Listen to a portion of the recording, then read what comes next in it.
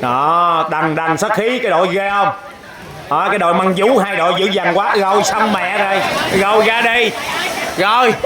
Bên kia 10 giây em đứng dậy thua. 1 2 3 4. Anh thấy ơi, đứng dậy. Rồi đấu tiếp. Chưa, lắc đi, chưa đấu. Chưa có giáp la cà. Đứng dậy lắc, chưa có giáp la cà. Chừng nào có lệnh giáp la cà mới được giáp la cà. Đứng dậy.